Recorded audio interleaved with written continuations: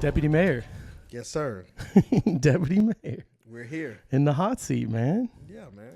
You got me in the woods with the hogs. All the hogs are dead out here, bro. Dude, I remember my uncle had a contract with Perkins back when Wickham was like, it ended right there at 95. There was nothing past that. It was Perkins. And then that 7-Eleven, the Brevard Zoo. And he had the contract for the guy at Perkins. When I say contract, it was probably written on toilet paper. Right. But they were having the hogs eating all the garbage and all the stuff out of Perkins. So he trapped the hogs for him and then got to keep the hogs, which is probably the contract. It's probably the only pay he took. Right. You get to keep all the meat. But yeah, no, that was not too long ago. Yeah, the world has changed in the Vieira, Century area. Whole different world now, man. It's wild, isn't it? Yeah. As a native Floridian, a native Brevard County guy, like you, especially being in politics and stuff, man, you have seen everything go from one way to the other, and you're older than me. Yeah, 46. God damn, you're old, bro. Don't tell nobody else. You are so old, man. No, I'm just playing. But yeah, so you're a Rockledge native, right? Yeah. Yes, sir. Born and raised. I was not born in Woodstock Hospital, but I was born in Cape Canaveral Hospital. Okay. Yes, Shout out Health First. Born and raised, 1979. That seems so long ago. Yeah, man. Lots changed since then, huh? Absolutely. It's funny how much has changed. Is kind of just all the same. Yeah, man. It's true. Man, I'm telling you. Cape Canaveral Hospital. Okay. So you weren't born in Woodstock then, huh? No, man, not worst off. It's gone. I was gonna say, so you didn't have any attachment to that thing when it got demoed, huh? Well, my daughter was born in Woodstock, so some attachment. Some attachment. Yeah. But I didn't like it for it to go, but I think the community really needed a hospital in their area. Yeah. And I always, the new hospital was built in Merritt Island. But what if a hurricane hits? No one can get to the hospital, and so now we have to drive. People in Cocoa, Rockledge area have to go all the way to, Vieira or Melbourne to Holmes, for care. And so, but it just now opened up. Soon will be open up a emergency care in Rockledge. That's right. So which is good, So hopefully Advent Health and some other people we've been talking to in the city of Cocoa, hopefully we can get an emergency center in our area, because everybody needs help, man. You never know what issues people have, and you have to. Some people don't have the means to have transportation, and so, I've seen a lot of people used to walk to Woodstock for care.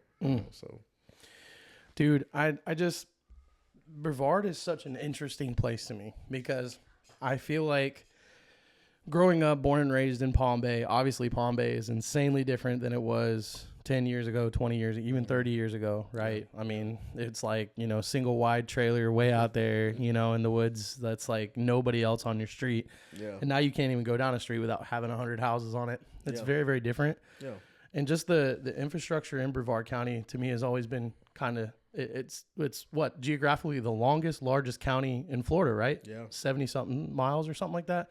And it's like the areas are so disparagingly different. Yeah. Like when you go from Palm Bay, then you get into Melbourne, then you get into now Melbourne, Vieira, right. and then you get into Rockledge and Cocoa, and you keep going and you're all the way to Mims. It's like you've seen a bunch of different parts of Florida all in one county, right? Different zonings, different styles of homes. You starting to see tiny homes come into play now. You starting to see, in Mims you have those 1 or 2 acre parcels, but you get more to Century. I mean, your next door neighbor is you're literally a arm length away. And so things are a lot different, but I think that's what makes Brevard County so great to me is just so many different styles of product. Yeah. And, you kind of pick and choose. If your world is double wide, you can find a double wide. You sure can. But if your world you want to be in the more affluent areas, then you'll go to Merritt Island or Cocoa Beach or Satellite or Indian Harbor or Suntree, areas like that. So, so many income levels are different in Brevard. Different areas like Cocoa, it's a big difference between Cocoa and Suntree. It just is, and so, but it's the diversity of the homes, diversity of salaries and job market in Brevard County, you're starting to see a uptick in different levels. So Sure. And I think the diversity of the people, I think that's largely like under like noticed. You know what I mean? As a kid, like we were just talking about this before we got on, like me growing up, like I grew up around so many different types of folks, like different households, different income levels. Because listen, I mean, where we're at here in Vieira, this is Pleasantville. This isn't real. None of this is real. We're in a bubble. This was a cow pasture. I was poor growing up, and we were like, you know, butter sandwiches folded and sugar and, you know, like the whole deal. And so, you know, we didn't have a lot of means, and we knew a lot of people like that. But also, like, I just remember like my parents knowing like really what I felt like was really wealthy people too, and like just down the road type stuff. Yeah. And I think that kind of formulated like what, you know, what I kind of took into like what I looked at as, or how I viewed people, I guess is the right way. And it's the right way to say that. And I think that's carried with me and helped me a lot. I think that, you know, understanding, and this is something that I would love to talk to you more about. It's like recognizing for me, and this is going to not be a very popular opinion, but people don't all have the same starting point. They don't all have the same platform to jump off of. It's not the same starting line. You know what I mean? Absolutely. And when you talk about a place like this where it's so diverse, right? You know, you could go 10 miles down the road and there are a heck of a lot of kids and a lot of people that don't have the same starting line that you do, right? And I think it's easy for us here in this community to kind of get lost in that sometimes. We just forget. Like we just forget. To judge sometimes. Yeah. You judging people based on your experience and your starting point, but sometimes we don't have the empathy to see, we do have the same 24, but we may not be able to start in the same spot, right? Mm-hmm. So you got a kid that may be in a home with salaries of $500,000 a year in a household. Another kid, single parent, live with his grandmother, and she's on Social Security, you know, with no car, and he has to catch a bus to go to school. The worlds are totally different. Yes, they have the same 24, but one may have a more difficult route to get to where he needs to be for success. Yeah. But then you get, sometimes the child may have everything and not appreciate, you know, his world that he's in, that he is that privileged child. Mm-hmm. And he may be in a worse situation than the kid that doesn't have anything. And so it's kind of, I think that's how just God sometimes puts us in places. He gives us the same 24. He allows us, you know, to create our own mistakes, bad decisions. I think, man, God blesses the child who strives for greatness in rough situations, right? The kid who had nothing, and then all of a sudden, you know, he is allowed to, he gets good grades in high school, he goes to college, he meets people at school and starts to evolve his mind. You know, I think, you know, sometimes, man, is we do not start in the same place, but I do believe with hard work we can go wherever we want to go. Sure. You know? Sure. Do you think that that's used as an excuse more times than it should be, or like what is your opinion on that, as far as like recognizing like, okay, you know, there might be a big difference in like my starting point and your starting point. Do you see in communities wherever you're at, because again, you're so like, let's back up.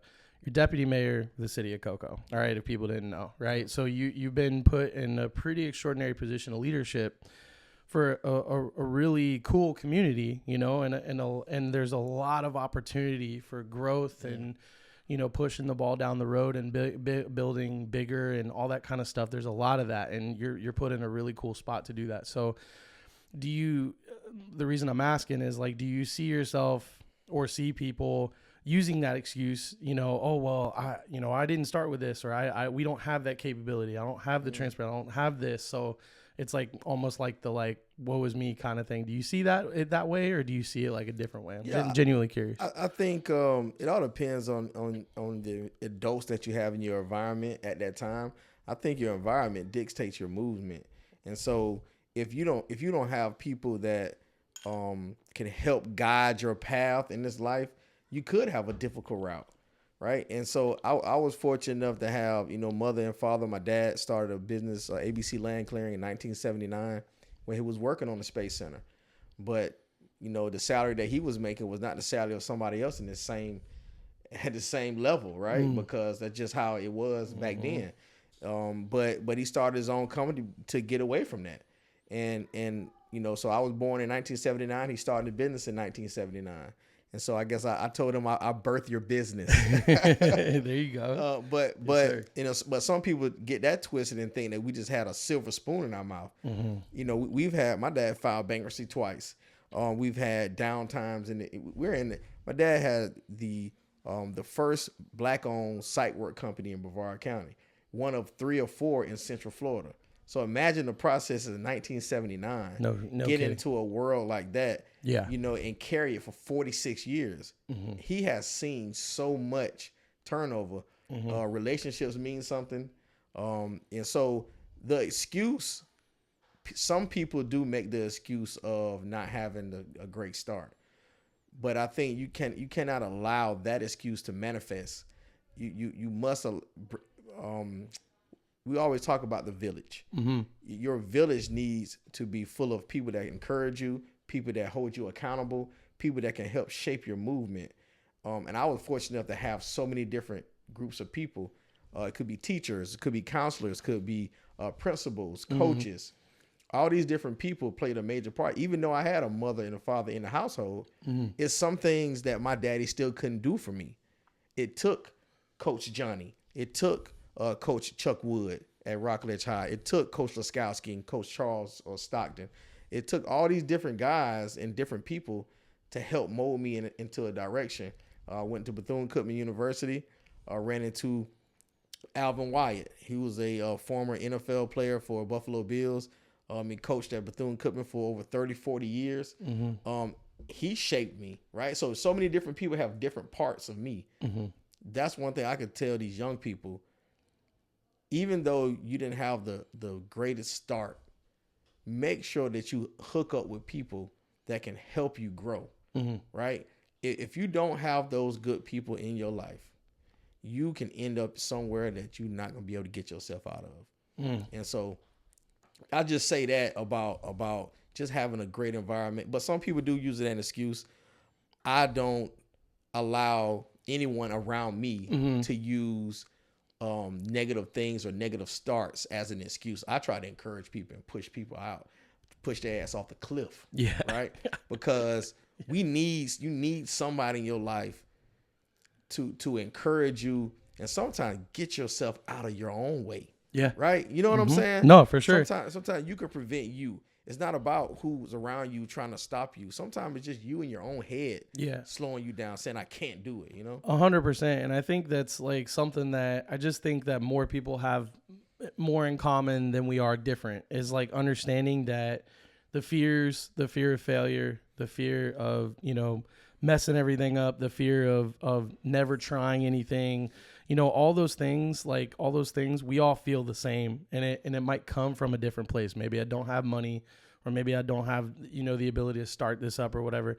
What I love seeing, in social media particularly, I love seeing these people who are using that as a platform to start creative arts, more video, like these guys that are filming these kids in football and things, and finding these niches, these niches that are really cool, man. And it's like, it's a cool platform and an opportunity it's art. It's to do something, create something. And then also, like, in a way you're helping position and prop people up. You know what I mean? And the stuff like that, which is really cool. Like, I'm going to have Stick on here. Right.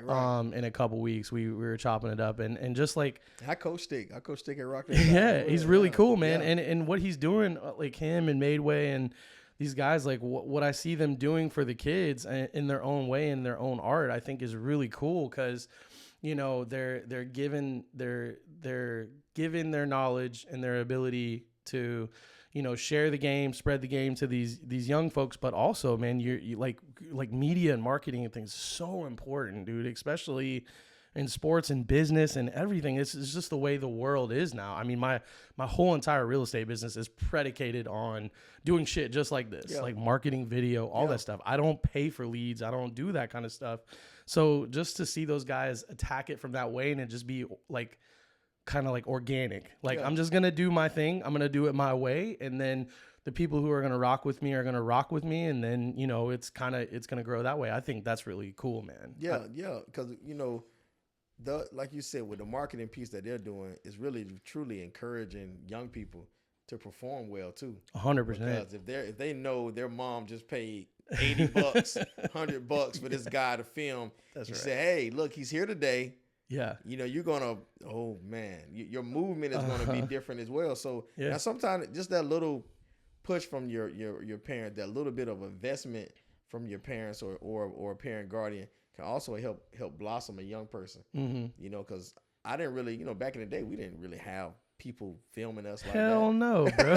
We didn't, you know, we had our, you know, we didn't need, well, I'll say that we didn't need that to get us what, you know, to push us to do what we do. But it seems like nowadays that's dog. I was talking to Joe here the other day and we talked for like 5 hours, and it's funny because I was showing him like a newspaper clip where I was in it, and then I was like, mine was actually colored. It was like had color in it, but it was still like, and I was like, look how old this picture is. And then he's like, bitch, wait. And then he pulled out his.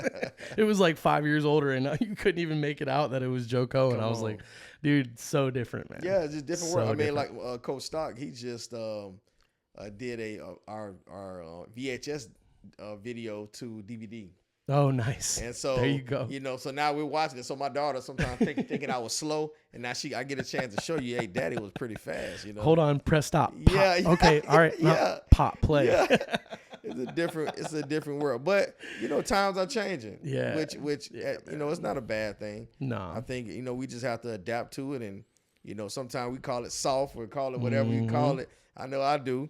I'm guilty, but at the same time, you gotta respect these young people and the world that they're in. Yeah. And try to help meet them where they are. It's super different, man. And the whole social media aspect and all the shit that they're growing up in that we never had to deal with. Like, it's kind of, I was talking about this the other day, where it's like, if you had an issue with somebody, it was like, what are we doing? Like, meet me out there. Well, you know what I mean? Like, meet me at the yard. Meet me. It was Stone, right? Man, meet us at behind Stone, and now, all the kids. Yeah. And like, we're gonna handle it, and then that's it. Yeah, 3:30. It's over. Yeah. It's over, right? But here, different, man. It's like you got all these kids on social media and all this all this different stuff, man, where you're like, you can't even figure out who the archetype is. You can't even figure out who the enemy is, you know? And there, that's got to be a mind fuck. And then on top of that, the people that are doing it without consequence, and the consequence is being punched right in your nose. Like there's a real physical consequence to that, right? Where it's like, here, if I get on this thing and I just talk some shit, like it might, you know, it's just a whole different world, man. Yeah, it's you know, this for me I'm gonna say the last 24, 25 days have been pretty rough for me. Yeah. Just dealing with different kind of males. I won't even say men, males. That totally commit themselves to trolling other men, to being overly negative towards other men. And in some cases, some are monetizing the trolling. Really? They are creating either could be links on their pages just so that they can get views. And actually nowadays it's so bad to where when they troll, they'll make the excuse for the troll 20 minutes later and say, oh, I needed my views up this week. And so, right? So, but what you're doing is you're really not a good person. Yeah. And then you're hiding behind, I'm not a good person, to say my excuse is this thing because I need to get my views up this week. Right. Right. And so you're using other people's pain and trying to hurt others while trying to get views on a platform. That is something that's different. And so as me and other men as well go through the same thing. So I know I'm not alone. But when we even try to talk to those people who are trolling, hey, look, you're wrong for this reason. here's my number. Here's my address. I get off at 12. I get off at 4. Let's meet at the riverfront. Let's meet over here and let's talk. We can actually bring somebody else to be a mediator. Sure. Let's talk about this as men, right? Bro, they'll never call. Because my grandmother told me just last week, man, you cannot keep explaining yourself to people that are committed to misunderstanding. Some people are truly want to misunderstand. Either they don't like you personally, or they just want to just cause mess and cause problems. I'm a firm believer of accountability. Accountability is very necessary. I don't care who it is. Definitely for me, I absolutely love people telling me, hey, look, I don't think you should have did that. Why didn't you do this? What you think about doing that? I love that. So don't get it twisted. I love being corrected if I'm wrong. I don't have a problem with that. It doesn't feel good, but I appreciate it. You know? I know how you felt when I told you Vera was going to be Rockledge, and you were like, no. Golf carts, golf cart boy. Yeah, what they said? Well, how about them golf cart boys? Sorry, I just had to throw that in there. My bad. I had to get my one. I had to get my one plug. lick. I had to get my one lick in there, man. But yeah, it's a different world, man. The accountability part is crazy. You know, you can't really, you just can't have a man-to-man conversation anymore, and it's disheartening for me because that's the world that I come from. Yes. And so when I feel bad sometimes when I don't get the response, you know, that I expect or what I would be to that person or how I would treat that person. We have to stop thinking that other people are like us. That's crazy, man. You literally just said that, and you hit the nail on the head. I was thinking that like that's actually something I've like talked about extensively in therapy over, because I, you know, even as a fireman, I come from a culture where, you know, this business side is like kind of new to me. And I've only been in like, you know, like pseudo business for like 4 years. Before that, I was a firefighter. All my salary was taken care of. My pension was taken care of. I showed up every day, showed out, had my family every third day, didn't have to worry about nothing. And you know how we settled dispute? It was right here at the kitchen table. We sat across from one another and said, you know, I don't fucking like you, and this is why. And this is the problem that I had with this call or that call. And sometimes that came to some physical altercation, but at the end of the day, it was always handled. It was always worked out. You never walked away. You know what I mean? Some of the best leaders and the best chiefs I had said they didn't intervene. They didn't get in the middle of it. Let them work it out. You know, of course, obviously within reason, but you know, like, and let things go. And then, you know what, at the end of the day, you always felt that. So I can empathize with what you're saying, because for me, I think where that comes from is like, even in this world where now I'm out with, I hate to say it, like civilian, normal people, right? Yeah. It's not, I use the word normal, but you know what I mean? Non-uniform personnel or whatever. And my expectation is like, I'm always trying to aim to help others as much as I can. Like if I'm winning, everybody's winning. If I'm doing good, everybody's doing good. I want all the people around me to feel that, right? And I feel like it's my expectation because I'm doing that. It's like I expect other people to kind of carry themselves in the same way. And when they don't, disappointing. It's like, it's almost like debilitating. You know what I'm saying? Yeah. Like mentally for me, it's like debilitating. That's why I'm saying I've had to like talk it out, because it's really hurt me in ways that I never expected. And what I've had to determine is like, not everybody's like that, you know, especially in this world today where everything is mostly inward pointed self-gratification stuff. Like, you know, what can you do for me type thing. And, you know, I've had to deal with that in my own way, but that is that an old head thing? Is that like a OG thing? I mean, like, I don't know, because you're saying it and I'm kind of like, oh, that's like the same, you know? Yeah, I think it is the same, because, you know, sometimes people can't appreciate who you are because they know who they're not. Right? They can't even believe that you are a good person. They can't even believe that you can be balanced. They can't even believe that you can not have a bias. They can't fathom that. You know why? Because they can't do it. So you'll always be like a outcast in their world, because they're putting their own thoughts of themselves on you. They'll never really be able to accept Zach for being a person that's going to try to look out for someone, because they can never be that person to look out for someone. Yeah. That's what makes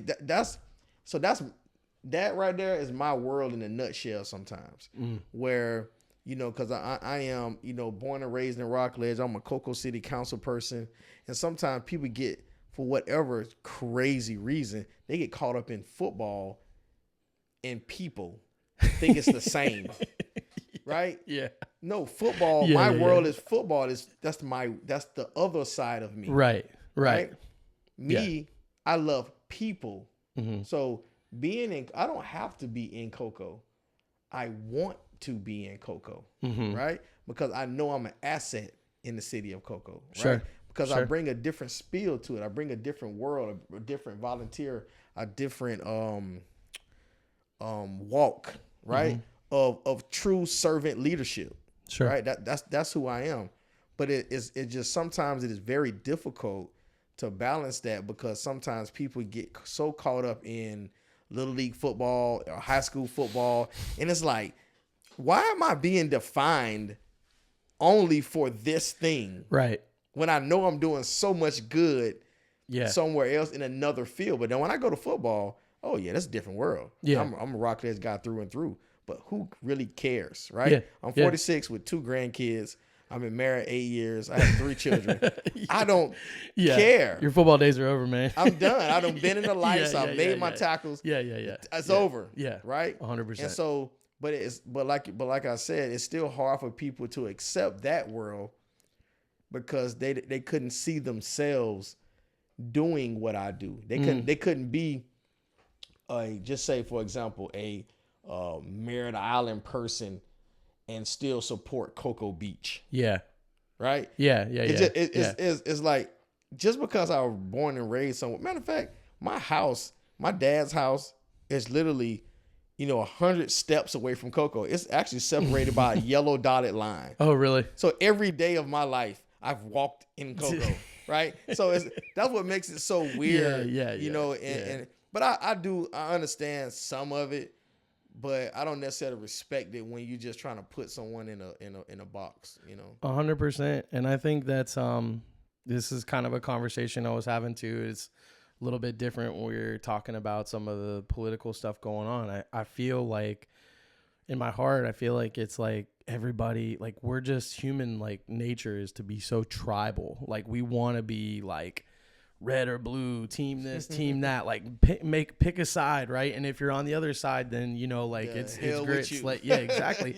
We're so tribal about everything, and I think we can't fault people for that, because I think it's human nature to be that way. That's the way we're built, right? Like until it's a hurricane. Well, yeah. Facts. All right.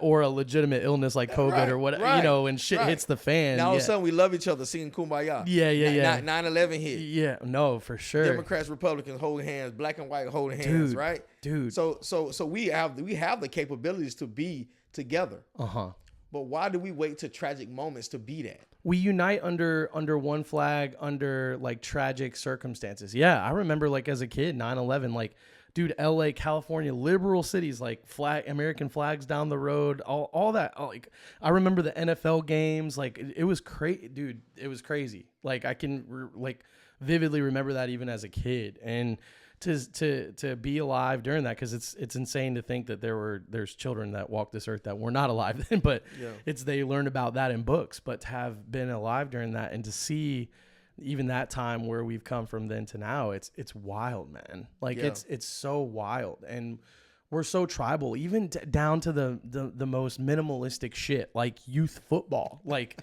I'm sorry, I know, but it's like on the totem pole of importance, like your 6U football team and your trade portal and this and that and this org and that, or I'm like, man, at the end of the day, dude, like this really is like not that serious. It's really not important. And we're willing to fist fight it on a field over it.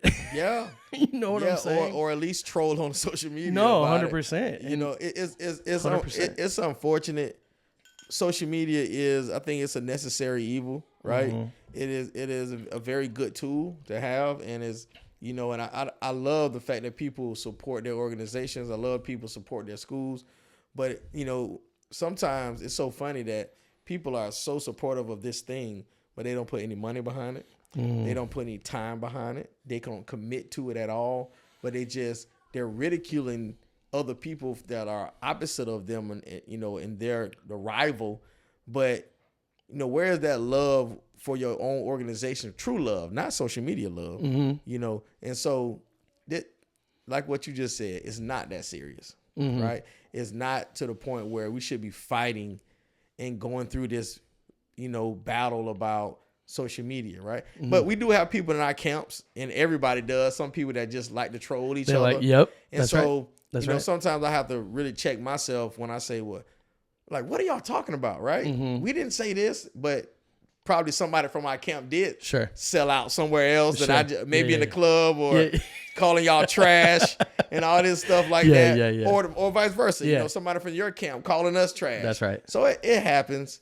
You know, but we know we can't control everything. But at the same time, man, we all end up going to the same schools. Our kids go to the same churches.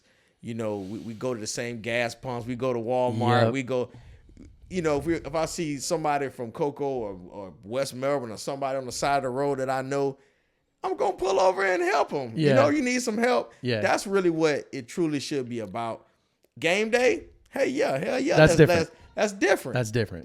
That's competitive juices. That's right. That's right. Yeah. I don't like your ass today. You know, but after the game, we walk. That's why you have a line after the game to shake hands. That's right. You know? That's right. No, you're totally right about that. And I wish that, I don't know, man. I just wish there was a way that we could, like, this has kind of been the overall theme of this whole thing that I've started.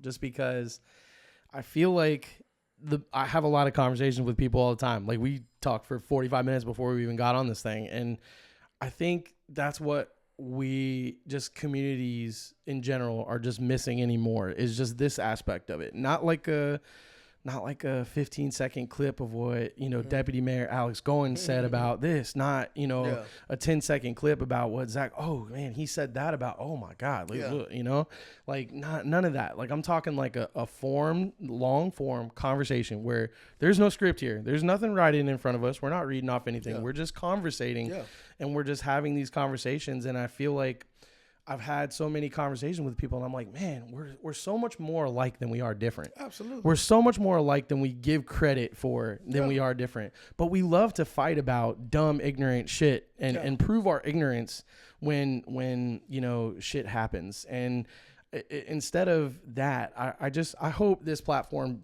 becomes something where it's like when shit happens, we can have two people that maybe don't agree on a subject and talk about it and talk through things, right? You know, I hope. Listen, when you're running for council again, bro, you come talk to me. We'll get a little debate going, and we'll find somebody to. Let's do it. I'm with it. No, but I love that though. I love that. I think it's good. It's crazy you just said that. So, you know, we already talked about the Little League football thing, right? And so that's been a big debate the last 7 to 8 days. You know, about Rockledge going back to another organization that they're no longer a part of. And so I talked to the president today. You know, I haven't talked to that president in probably President of Rockledge? Of ACY. Oh, okay. And so so we had this first time kind of talking to him in some years, right? And never had any bad blood, you know, from my standpoint. And so, like I told him today, you know, things did happen in a bad way in the past, probably about 7 years ago. Sure. Where BCY left us kind of high and dry. But it's 2026. And so do I have heartburn? Absolutely. Sure. But can we get past the heartburn? You know, what does that look like? Is that a conversation? Is that, you know, do we just beef and don't like each other? We live in the same county. Like I told him today, hey man, we need to at least start with that conversation. Yeah. And not necessarily open up a whole bunch of old wounds, but just, hey, look, just acknowledge what happened. It's kind of like in a relationship, right? You break up with your old lady, you know, you want her back because you feel like the grass wasn't as greener over there, you know, and so you want her back. She's just not gonna just come back. You gotta earn it. You gotta earn it, and you gotta have. And I'm not saying nobody bow down to us, sure, or us bowing down to them, but we need to have a conversation about acknowledgement, and then path forward. Sure. Right. Sure. And so to your point, then that's what needs to happen. That's what I told him. I said we're gonna go somewhere out to eat somewhere, man, and we just chat it up. I love that. That still doesn't mean that we're coming back now. Sure. Right?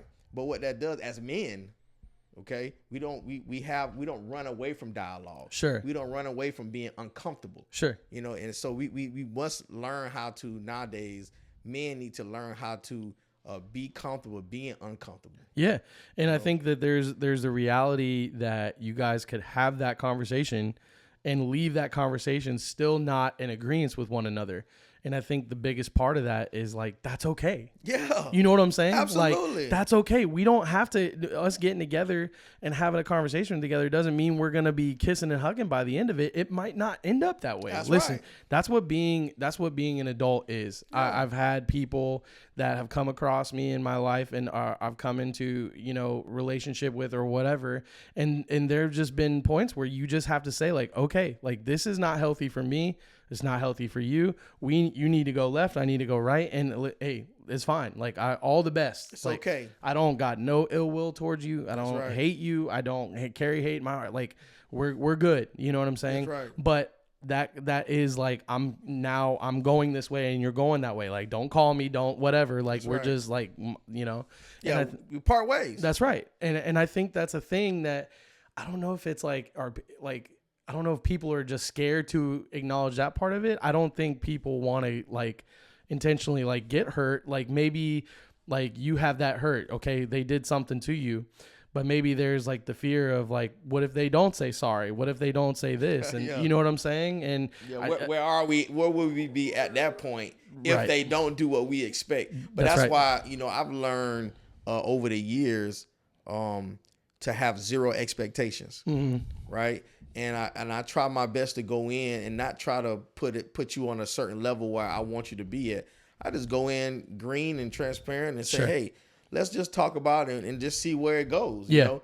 And if it goes right or if it goes wrong, at least I know that we took the opportunity as grown ass men to sit down and have a conversation. That's where it should be.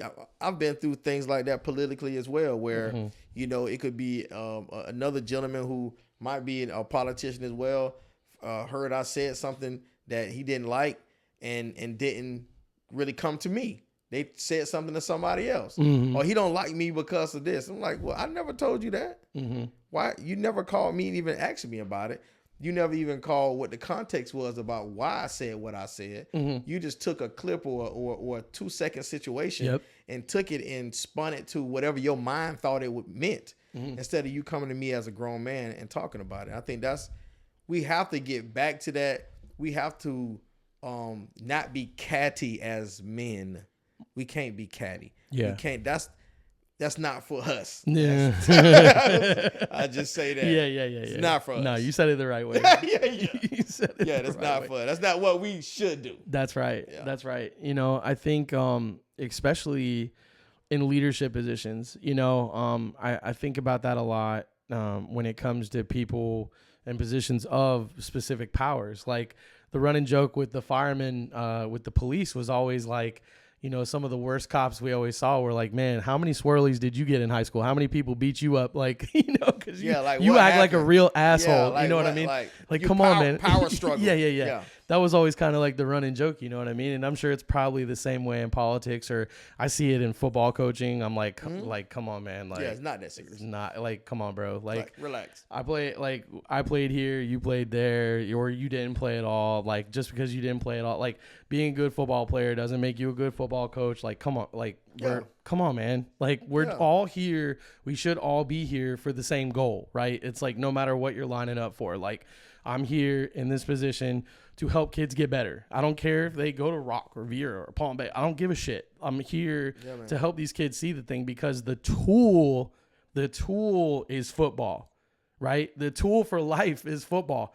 Less than 4% of these kids are going to see a college stadium. Absolutely. You know what I'm saying? But even as a fan, that's you know what I'm saying. So the tools that you can arm these kids with in playing football and being in organized sports will go with them for the rest of their life. Absolutely. Professionally, personally, all that stuff. Man, I'm still talking the same way sometimes the way Coach Salas, my lifting coach, does. And when I got stuck in I skipped practice and the coach picked me up and it happened to be my coach and he's giving me the whole like hand on the shoulder, like, life lesson, whatever. I mean, that shit's still with me, man. Like you take that wherever you go. Yeah. And if we can see that like more, like I think we're just losing that a little bit. I think we're losing that a little bit in today's, kind of world. And that's particularly hyper focusing on like sports, but I think it's kind of like we're seeing it everywhere, just with youth in general and kids, where we're just like, we're losing the main thing, man. And it's like, the people that are out there in positions of leadership, they're there. They should be there to guide you and help you. And accountability, that's the A word that not everybody likes. Not everybody likes that one, but accountability, when you're not doing the right thing, hey, you can hold me accountable. I'm going to hold you accountable. Yeah. And that's going to make us both better. It's shared. 100%. It's a shared responsibility. Yep. We it's a lot of guys that I've seen, not necessarily that by the X and O part. Some guys are really not good coaches, right? And it's not. Sometimes they think because they're out there, that mean that's enough. Yeah, it's not enough. Yeah. I think if you love something, you're gonna spend time with it, right? I know guys who've been coaching for 10 plus years that are still on the same level they were 10 years ago because they didn't want to go to a clinic. They didn't want to learn from anybody. They think they know everything. They think they already mastered. I've never seen a youth football coach to the point where they think they know more than the NFL coach. That's crazy to me, right? So I went to a clinic, Nike Koi clinic with Bill Belichick, and he said, they say that he's always said they say that I am the best football coach in NFL history. That's what some people say. He said, but I'm letting you know, I learn from my players, I learn from my assistants every day. So if I can learn, how do you figure you can? Or you don't need to, right? That's right. And so just we got a lot of good men out here that have dedicated their time, and the kudos to them. But I think also we need to also spend time with the game and spend time with these kids. And a lot of these kids really need us on another level, man, because a lot of fathers are not in the homes. And we are dads to a lot of these young people, man. And so they're watching us. To your point, like you had talked about the story earlier about situations in your own neighborhood where you couldn't act a certain way because your kids might be watching you. That means something. That means you have, not only do you look for respect from the kid to you, but you're respecting the kid by not acting a certain way. Sure. Right. That's what I got from that. Yeah. No, you're right for sure. And yeah, I mean, it's a very strange thing because, like, for me personally, football, I never, it's weird, like, being in this coach spot because I never thought I would be a coach. I never, like, had a desire, and I'm not saying that to be me. I never had a desire to do it. I didn't ever think I would do that. Like, football, where I left it, the game was really, really good to me. I love the game of football. It didn't take me as far as I wanted to go, but that doesn't matter. I still loved what football did for me and where I got to go and what I got to do with it and who I am because of it, right? And so when I left it, I was like, okay, I left it. And I didn't think that, coaching and that kind of thing would be something for me until I left the fire department. Because for me, the fire department was my community service. It was my ability to, yes, it was a job, but also it was a desire to serve people. Like, I found through that, like, I really, like, I had a college degree. Can I go be a successful businessman somewhere and do this? Yes, I can, but I'm choosing to do this. You know what I mean?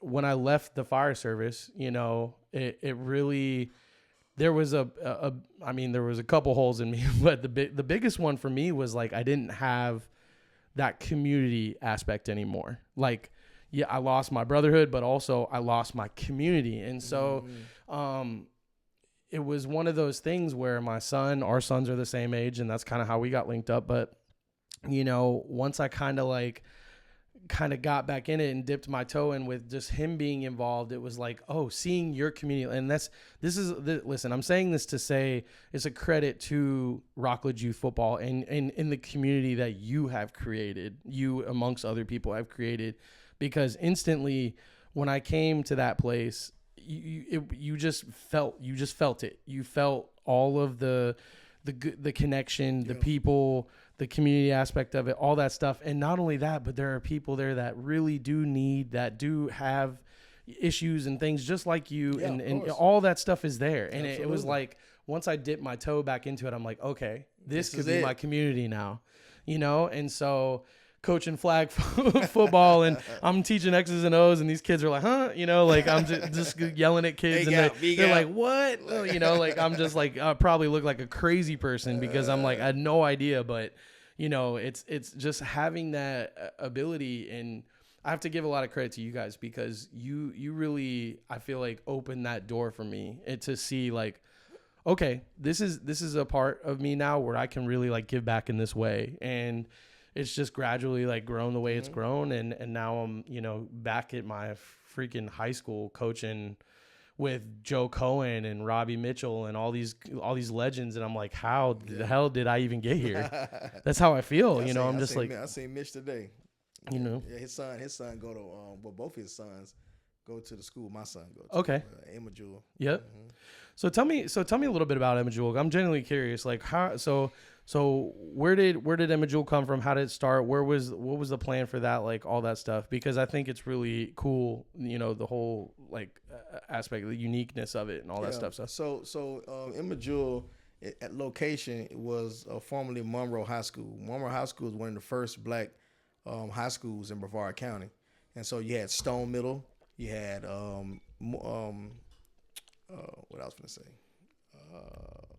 Monroe, and then you had Gibson down in Titusville, right? So all these key places that you see now were all schools doing integration, and so segregation. I meant, and so Monroe closed down, ended up turning into a Social Security office, food stamp office for a long time in the community. It was down for maybe 15 years or so, and then Thomas Cole.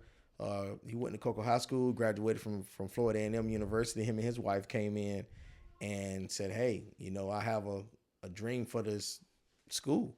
The location, it used to be a high school, so now let's bring it back to life. Sure. And so Emma Jewel is named after his grandmother. And so now he has ages, I think they're now going on maybe 10 to 12 years or so now. So from pre-K to 8th grade. Okay. So over 300 some odd students. He started off with 13 kids. That's awesome, man. So and it's right dead in the community, but it's different than public school. It's a private public charter, but it is I think it's structured a little bit different. A lot of men on campus, which is something very different from a lot of middle school or elementary schools. So I think that aspect of it, you have that tough love inside of there where certain elementaries in Brevard, you can't really do certain things, right? They don't do a lot of suspensions. Yeah. They have reflection room, like in-school suspension. And so a lot of places in Brevard, they don't have that. They just, you get in trouble, you're gone. Yeah. So that's one of the good things about Emma Jewel, man. It's a good place right behind my house, which is great. I walk right behind my gate, open my gate up, and walk to school. Yeah. So what do you say to, like, because I've heard people the way just different opinions and things like, oh, only black kids go to Emma Jewel. Absolutely not. All that kind of stuff. Like, what do you say to that kind of thing? Like when people get hyped up about that whole like hyper community stuff, like it's kind of annoying to me. I try to let it not be, but from your standpoint, like how do you see that? The people in charge, the things like that. Like how do you address that kind of thing? We don't. Sometimes you have to allow. Sometimes people just say things, man, and they don't really understand. So it's in the middle of a black community, sure, right? And it is formerly a black high school, right? Mm-hmm. But it's nowhere near a situation where it's only black students allowed to go there, sure, or the only black students go there. No, it's so diverse. you have white, black, Hispanic, Haitian. You have all different. And Emma resembles the community, which that's how all corporations, all education should look like. 100%. And so it's different, man. You got 100%. sometimes I've been in, walking in the hallway and the teacher talking to a parent, and they're talking Spanish, and I don't know what they're saying, right? but it's a beautiful thing because you have a different style of student. It has different needs, which is great too. Yeah. But all the students are in the classroom and everybody can share off one another. And I think that's a beautiful thing. So sometimes you can't really get caught in the weeds when people say certain things. Yeah. But is it in a black community? Yeah, of course. I think that comes from a place of ignorance, in my opinion, and it's my opinion. I think that kind of thing comes from a place of ignorance because, I think that just like in any charter school or anything, you're going to seek out, the education and things that you want, what you think is best for your kid, what's right? comfortable for you. That's right. That's why people homeschool their kids. They're like, I want to teach them the way I want to teach math this way. I don't want to teach math this way, or whatever it is. So I think that it's just like the argument of like, oh, well, we're trying to segregate more by doing things like that. And I think that comes from, personally, I just think that comes from a place of ignorance. Well, it's based on your comfortability. It's based on your environment that you're in, how close the school is to your community. Sure. If Emma Jewel is across the street, do I go to Emma Jewel or do I go to Golfview where it is 3 miles away? I'm going to send my 7-year-old like me. I walk in my backyard. Right. Even if Golfview was closer, would I have taken him to Golfview? Absolutely not. I love Emma Jewel because I can relate to it. My son, like the other day, my son was acting up in class. Teacher texts me, "Hey, I need you here, right? Yeah. Handle. Hey, yeah. I need you to come to school. Yeah. Right. Yeah. And it reminded me so much of Bethune-Cookman University. I missed class, right? If I go to University of Florida, you think the teacher's calling my phone, asking me why I missed class? Hell no. Don't even know who the hell I am. Hell no. Okay. So at Bethune-Cookman, that's what I had. Yeah. And so and that's what I needed, right? Sure. Because I wasn't that bright, right? Yeah. I found a way to get through, but I needed that structure to help guide me to where I need to be. Sure. And so that's what my son needs. So I'm gonna go whatever my son's gonna be successful. That's where we're going. 100%. That's awesome. If it's St. Mark's, it's going to be St. Mark. If it's St. Mary's, it's St. Mary's. Yep. If it's Rockledge, wherever we're going. St. John, St. Bob, St. wherever. wherever he can succeed is where we're going. That's awesome. If he doesn't succeed at Emma Jewel, he won't be there. That's right. No, that's awesome. That's just how I go. That's awesome.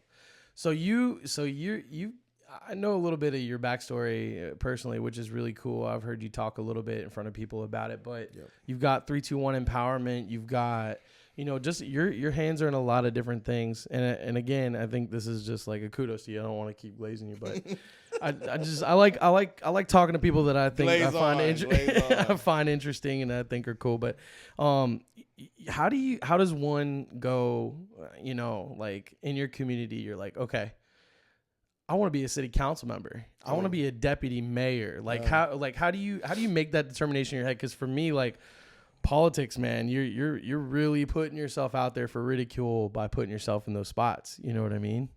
So how do you get to that? And like what is that like going to that spot? Like getting into that spot? I'm smiling because you have to be a little bit crazy.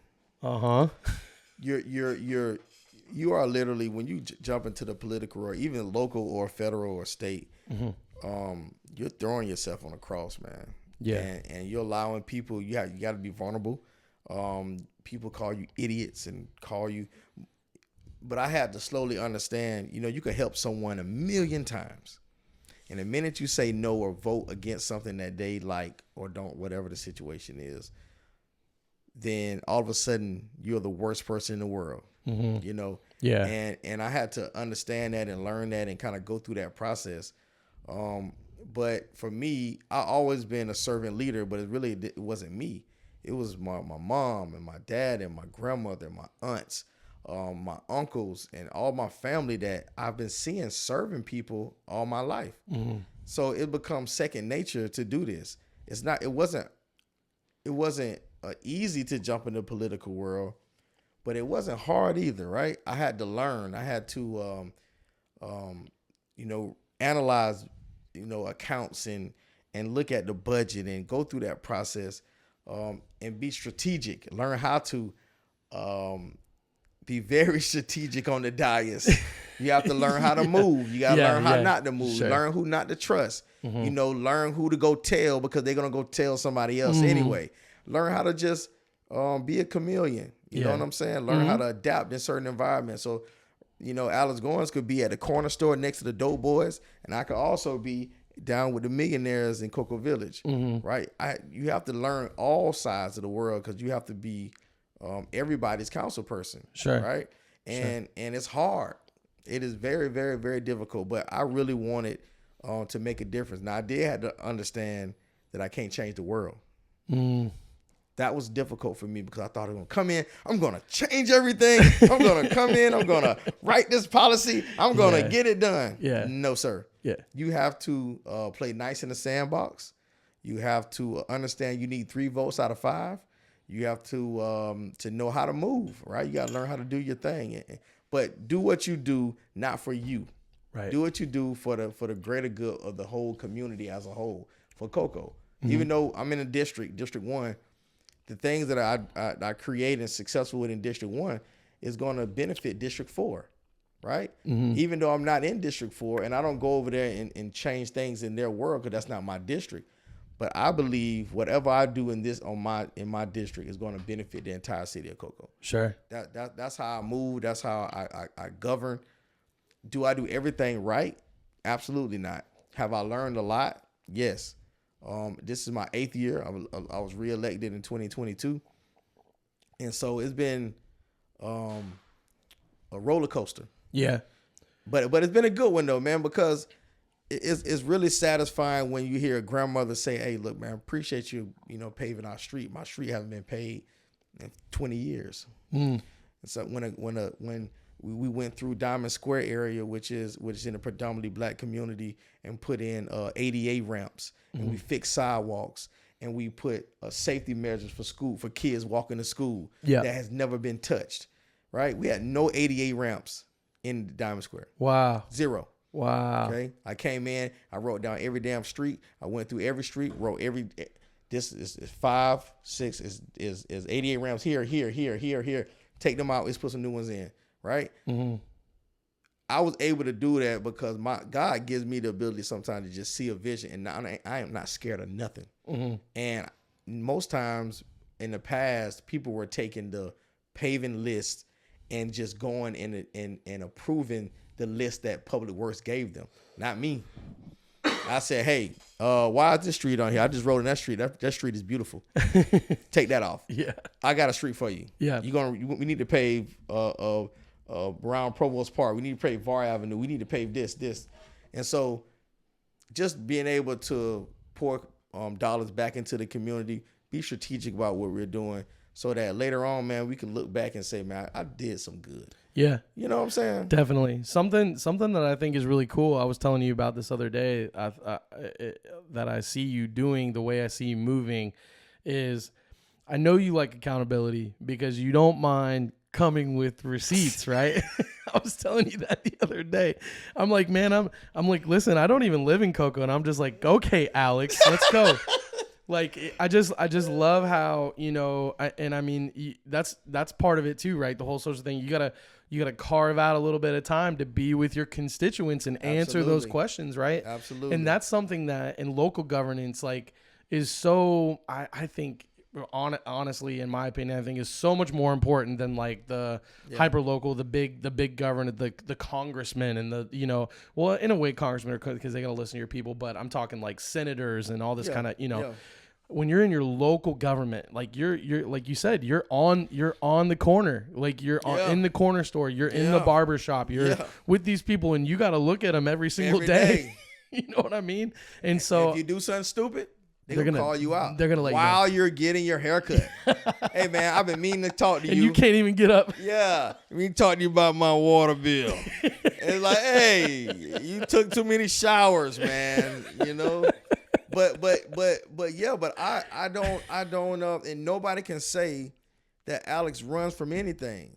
I take it on, and I try to be respectful when I correct you when you're wrong. Sure. I also don't want to disrespect or make somebody feel bad, but you got to be careful when you come in with certain information when you don't know the whole truth. Right. Don't come at me. I'm not the person for that, because what I'm gonna do, because I don't lie, I'm gonna show you documentation. I'm gonna screenshot every single bill. I'm gonna show how much we paid W&J Construction. I'm gonna show you how much we paid the plumber. I'm gonna show you how much the fence costs. Mm-hmm. Right. So when you tell me, oh man, I don't think y'all spent that much. Oh really? Well, let me show you this check. Right.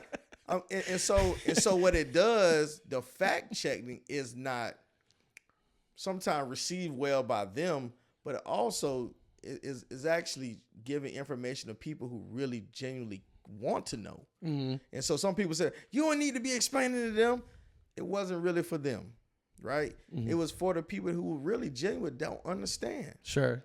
Yeah. They was talking about Stradley Park and the sewer issue. Mm-hmm. And I had to talk to one of their guys on the phone, and I said, everybody talking about the sewer problems at Stradley Park. Do you know that the bathroom is on septic tank? It's not city sewer. Yeah. Right? Yeah. And the guy was like, what? Right? That's the problem. Yeah. Yeah. Yeah. If you got big situations happening, big tournaments, big games, big softball game, big baseball game, mm-hmm. big soccer tournaments, and you're on septic, that's a problem. You need to pump your septic down. Yeah. Right? Yeah. Call the county, pump it down, mm-hmm. or get porta potties to offset some of the sewage. Mm-hmm. That's the correct. It ain't Alex Goins didn't do anything. Mm-hmm. The city didn't do anything. You have to have your ducks in the road and make sure you do it correctly. Sure. And so it wasn't to single out anybody, but it's just, we just need to know information. You know what I mean? Yeah. I respect everybody's opinion. I respect anyone who's trying to hold accountable. But, you got to come with some facts. That's all. And I'm here to correct whatever that is, and say that I'm wrong, and say, hey, look, we do need to do better. Mm-hmm. Right? And that's what I said about that particular park. Yeah.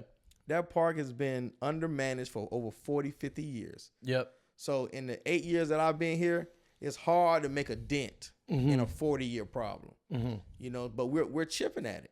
Sure. We're getting there. So allow us some time. That's all. Yeah, no, 100%. And you can see some of the differences. It's insane. Like just man, what you guys have done trying. In the last couple of years. I mean, that place is with a budget way different. Bro, a lot of people don't really know, man. What Coco does with our dollar is absolutely unbelievable. Mm. The county dollar that comes in from revenue from taxes mm-hmm. We don't even scratch the surface. Yeah. Oh yeah. We have 60% of our homes value at less than $100,000. Okay. Yeah. 60% of our homes value less than $100,000. Mm. Our revenue is not there. We have snowbirds, we have senior citizens, we have a lot of veterans in Cocoa mm-hmm. that don't pay taxes. And so, and God bless them on that. I'm glad, the state and county has a program set up for those individuals that don't pay. Mm-hmm. But what it does is it puts a dent on what we can do in our community. Sure. But we always find a way to do certain projects and get grants and different things to kind of help us get to where we need to be. And so I always tell people, man, we are great stewards of our dollar. Mm-hmm. So. All right, bro. Listen. So with your local politics, you're super involved. I've always been curious with your local politics and someone who's really involved in the community and doing that aspect. Do you find yourself really getting in the mix when it comes to like the national level stuff? Do you care at all, or do you just like, I don't have time for that? Like, do you pay attention to that at all, or you just... I care. I'm sure you care, but it does, to me, it does not help Mary Johnson on Johnson Street for me to sit there and argue about things that don't concern us in Cocoa. Mm-hmm.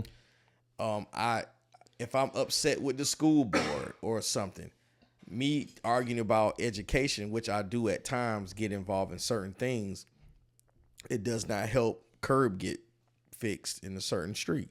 And so I try my best to kind of stay out of that stuff. Maybe privately or just in discussion with certain groups. I may have a conversation about it, but it does affect us on some things. Grant funding, it hurt us a little bit this year when I think Trump pulled back on some dollars here and there on certain things. Diversity projects and stuff like that. He kind of DEI situations. So it pulled some dollars away from certain things that we were doing. But we just had to be creative. Yeah. Right? We had to, move some things around. But yeah, do I get deep into the weeds? No. I try my best not to. Yeah. Even though some of those things do involve things in my own personal life. But when I involved in politics and cocoa, I try to stay. I try my best to stay. Yeah. I wish that people had more, and again, this is just my opinion. I wish people had more of a taste for local government more so than they do like national government and things like that. I think it's if people were more concerned in actually showing up for city council meetings and doing things like, and participating in those things, I feel like so much more shit would get done. You know what I'm saying? Like, I wish people just, it's like if you ask somebody what they think about Trump or Kamala or whoever, they could rattle off, oh, here's 10 right reasons why it should be her and not him, or him and not her, or whatever. But then you go, hey man, what's going on down at, what do you think about the whole thing at Stradley Park? Like with them trying to do whatever. And they're like what? Where? What's they're like, that? Where? It's like you live right down the road from that. You know what I mean? It's like every community you can kind of point to that sort of thing. And I'm just like, I can't really understand why that is. Same thing being a fireman. Like I was pretty involved in the local governments because it directly affected us, right? But your pay. Right. How do you get citizens? How do you get people more involved? Do you think that's part of like 3-2-1 empowerment? Do you think it's part of your outreach and things like that, or do you just kind of leave that separate? So with the 3-2-1 empowerment, we deal with more youth 9th grade through 12th. It started out as young men, and now we're venturing off into bringing young women to the table now too, from 9th to 12th. Nice. So we try to stay away from the politics for sure in 3-2-1 empowerment. Yeah. We deal with mental health. We deal with financial literacy, emotional intelligence. We deal in walks of life like that. So we don't mix politics with that. That's good. But okay. Some of my other things, dealing with like Rockledge youth football, dealing with sometimes we got to dabble in politics sometimes. Certain contracts and things of that nature got to go through Brevard Commission. We have to go delegate a little bit sometimes and deliberate on certain issues. But we the state, let me say it like this. The state of citizens being involved is at an all-time low. We, for whatever reason, we only attract people to come to meetings if something really involves their life, right? Which is understandable. Mm-hmm. But we just did so say for example, our budget season. We may have a budget of $300 million. Okay, just throwing out a number. Sure. Why aren't people there for budget meetings? But when we're talking about a sidewalk that's in front of their house, they want to get fixed, they come ranting and raving. Oh yeah. Right. Yeah. Which is great too. Mm-hmm. But we need more people involved in those crucial moments to help us guide dollars in certain direction. That's why certain communities don't get certain dollars, because the involvement of the community is not there. Mm-hmm. So if you put pressure on politics, I don't care where you live, if you put that pressure, I mean, I'll never forget, this is probably 2017, 2016. Me and 10 men went into a meeting late on purpose. We left early on purpose. Just came. No speaking at the mic, no delegations, no. We got a call probably 30 minutes later. Hey, everything okay? Y'all all right? Did we do anything? Right? But it showed me in that moment, your presence is enough. Yeah. Because they can't say certain things. They can't move a certain way when the audience looks a certain way. That's or right. when you come and fighting for a certain thing. And they're sitting there like, I remember, so before I got on 2018, it was a 50 cent tax. that Brevard County was getting ready to put on the ballot. About 400 people who are millionaires from Indian Harbor and Satellite were fighting it. On their bill, it was going to add $125. Okay? They going crazy. Yeah. We had about 20 people show up, all people who are on fixed incomes, Social Security, people that are making households that are making less than $100,000 a year, all was willing to pay the half-cent tax just so that the youth programs stay in place. Wow. Okay? Yeah. And we end up getting it passed, and half-cent tax worked. But the people who were millionaires, with God bless them, because they fought for what they believed in. Yeah. They didn't, rich stay rich. Okay. Mm-hmm. But it was amazing to see how we can come together. And it wasn't all black, right? It was white, black, old, young, came together and said, hey, look, I don't make but $30,000 a year. I would pay an extra $25, $50, whatever it comes to in my tax bill to make sure the YMCA keeps going, to make sure that the pool stays open, to make sure we have lifeguards, to make sure that we have referees to pay. I would do that, because if we do that, that'll keep the children off the streets, right? But sometimes the older folks who have the old money, their kids are already old, their grandkids are older. They don't really, sadly, they don't remember what they had to go through with their children. Sure. They're worrying about, right now. So. Yeah. No, 100%. That's very communist of you to say, Alex. He's very socialist of you, Alex. Yeah. I'm just kidding. No, but really though, man, it's dude, like there's got to be a healthy balance, right? That's democracy in a nutshell. Yeah. Like there's got to be a healthy balance. A lot of people don't forget. Like I'm a fireman. I come from a fire department is a socialist program. Like it's literally its origins were in social. Like so. You have to, you need those things. You want to call it a necessary evil, you call it whatever you want, but they're necessary is Absolutely. the key word, right? And so the YMCAs, the local pools, all this kind of stuff, you hit the nail on the head. And the diversity in communities, like that makes a difference. Maybe in Indian Harbor Beach, that pool don't mean nothing because you got a big ass beach in your backyard, but that pool might mean something to somebody.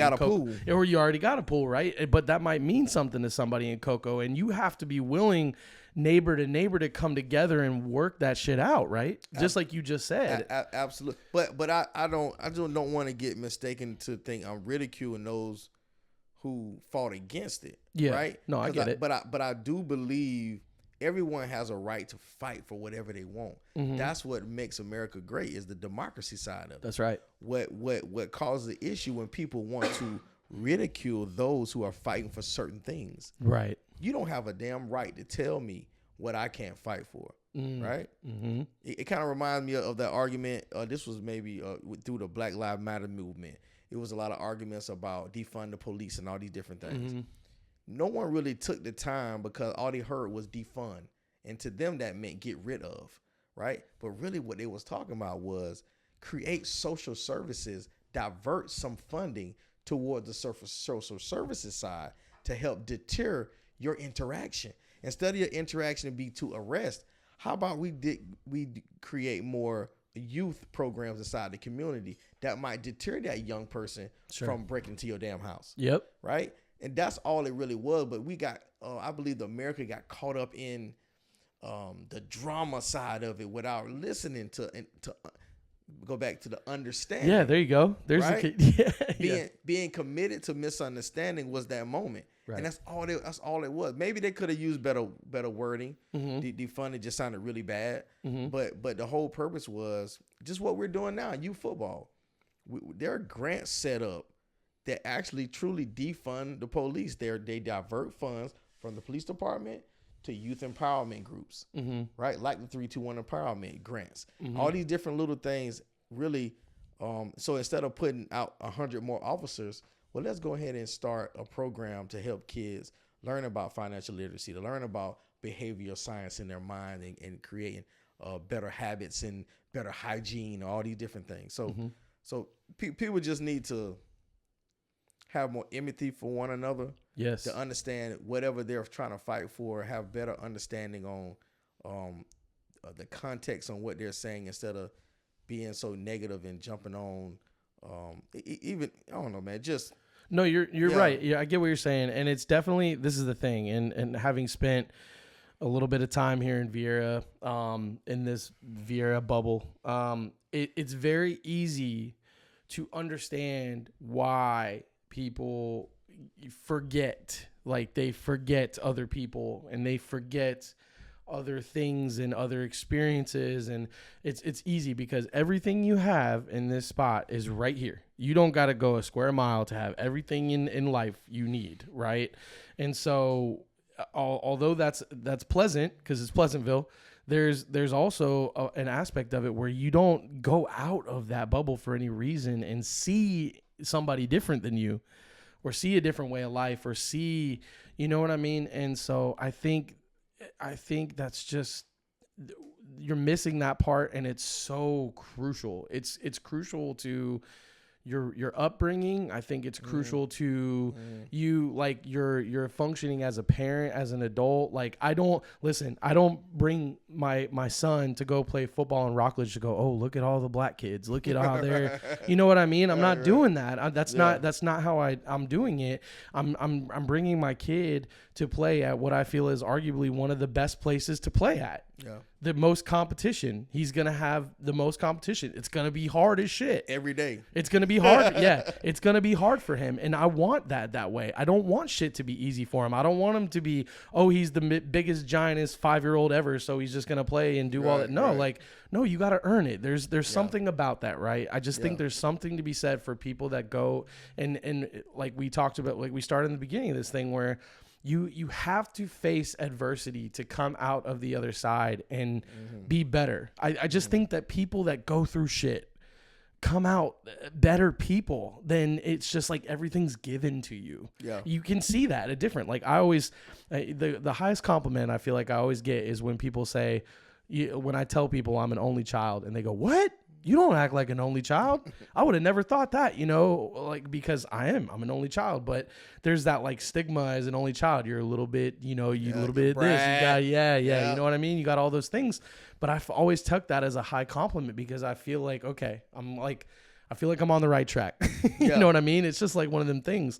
But we have to go through hard shit to come out of the other side. And we have to, and the people that you do it with, the people that you struggle with, you learn who you can trust, who you can't trust, who you can lean on, who you can't. And I'll bet you'll surprise yourself 9 times out of 10 if you're in a place that you might not be super comfortable with or whatever. You go, oh shit. By the end of it, you're like, oh, we're actually more alike than we are, different. Yeah, spend time with one another. 100%. I think we have to learn each other, be comfortable with learning somebody else, and don't go in prejudging situations. Just go in, free spirit and say, I want to get to know who this person is, and no matter who they are, whatever walk of life they came in, And so, I have friends that I grew up in high school that may have went another route. I don't feel no differently about them. I still love them to this day. I would do anything for them. And I also have guys I went to college with that are lawyers and doctors and all these other things. And so relationships is the relationship. And so I think we just got to stop the judgment of people and just accept people for where they are. Yeah. Because sometimes they're not going to be where you want them to be. They're wherever God needs them to be in that moment. And you give them time to grow and give them grace. Just like God give all of us grace. I think that's the biggest thing, man. Yeah, 100%. And listen, man. Hey, I think that's a good spot to wrap this thing up. What do you think? Listen, bro, I appreciate you, man. Yeah, man. Absolutely, man. I appreciate you, dude. You came here late. You doing your thing. You're a busy man. You're the mayor, man. You're like the deputy. You're the deputy mayor of a town. You're a very wanted person. So, listen, dude, I appreciate you so much for coming and just chatting. Yes, and this is one of many we're gonna do. Like, absolutely, you're always welcome to come here and talk about whatever you want. And I think we've got some stuff we're gonna put together that we were kind of chatting about. I know people are dying to know more about the youth football and all that stuff.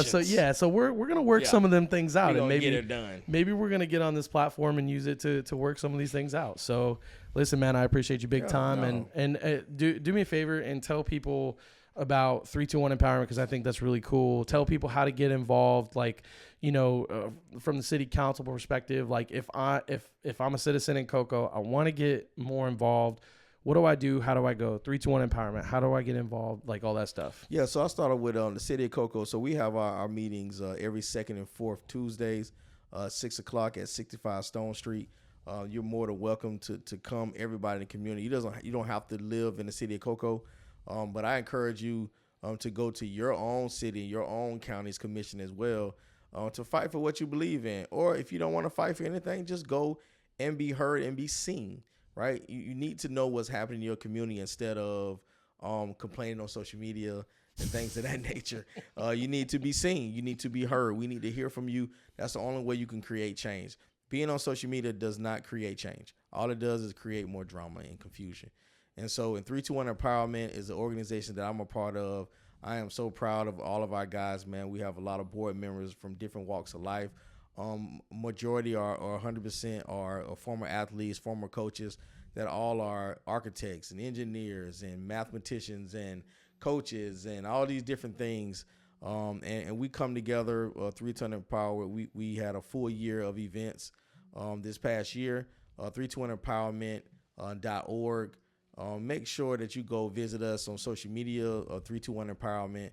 And you see all the things that we're doing in the community, man. We really are reaching out to all males and females, 9th grade through 12th grade, all over Brevard County. We're trying to make a difference, and we hope that you allow your children to be a part of our community. And we all one big village, so let's raise these kids together. That's right, man. Awesome, dude. All right, man. Let's get out of here. Yeah, man. I appreciate you, dude. Appreciate you, too, Alex Goins, man. Take care. Yes, Bye, sir. everybody. Got a quart tank left in my new Elex. In my Elex bed. But that's alright, cause I'm gon' ride. Got everything in my mama name. Got everything in my mama name. But I'm hood rich. Da da da da da da da.